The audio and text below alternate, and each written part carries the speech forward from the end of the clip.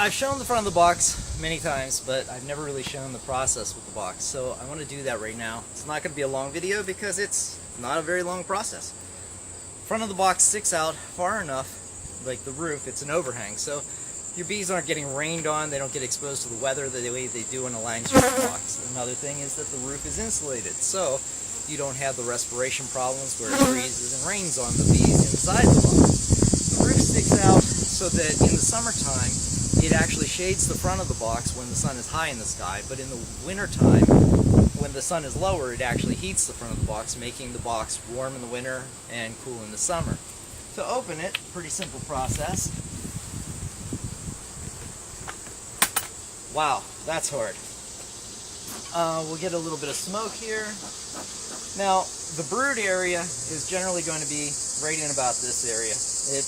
And this being a swarm from this year, probably June 20th or something like that, they're building up pretty well. We've got probably 12 frames or so that they've built on. These are double frames, so that would be 24 frames altogether. It would be like 2.5 deeps. What you're really going to do is you just kind of look to see what they're doing on the last frame. And this one, you can see wax foundation. I don't use this stuff anymore. I just put it in there. They chew it up, they use the wax, but they don't ever build on it. I'm going to look at my last frame, see how they're doing on that. And you just pull like this. I love this hive tool for the purpose of being able to pull stuff out. You can look at the comb, see how it is. You can see this is a double frame. Look at the other side. Put it back in the box. You don't have to tear off layer after layer to get into your bees, which I think is absolutely a pain in the ass. Pulling out an inner frame, not so difficult. Really, for an inspection, you're just kind of looking to see how the queen is laying, if she's doing well.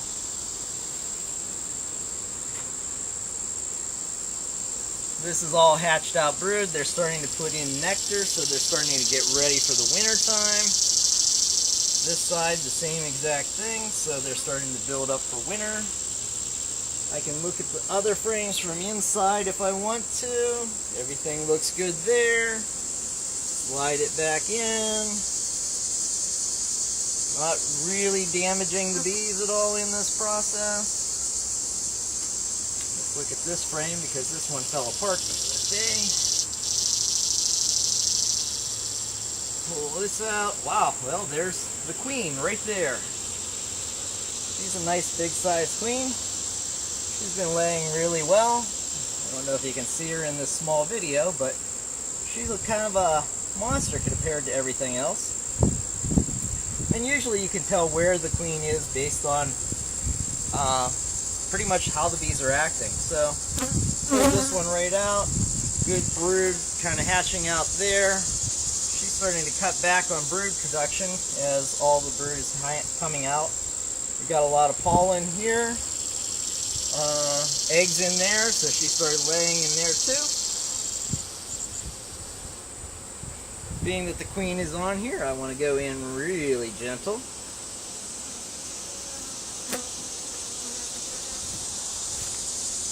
Push that tight.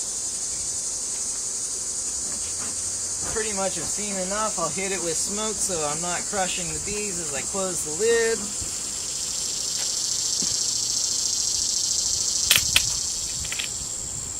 And that's it.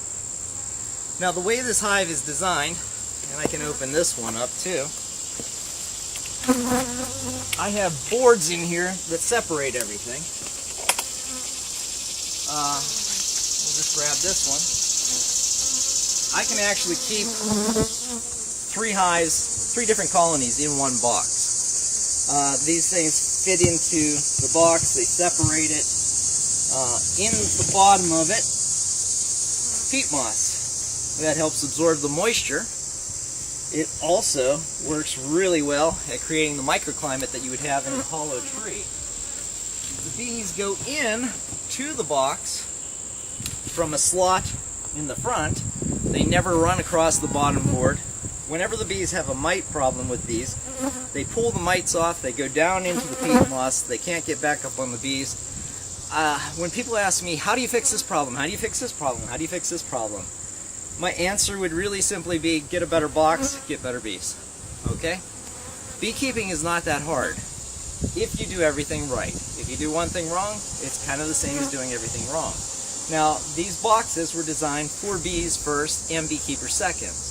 Langstrip boxes were designed for beekeepers. And I'm not talking about the person who wants to have bees in their backyard. I'm talking about beekeepers who want to have 20 to 80 to 200 to 400 to thousands of hives. The Langstrip box plays the odds. You basically put the bees in, you're harvesting honey, that's your main goal. It's not about keeping bees. And in the end, you'll lose a certain percentage, but in the spring, they'll swarm, and then you'll go buy more bees and fill them up again. They're in that for production. They want the honey, and it's a different type of beekeeping than if you want to have bees in your backyard that you want to enjoy, that you don't have to work with, that you don't have problems with, that you don't lose every year. That's what this box is for.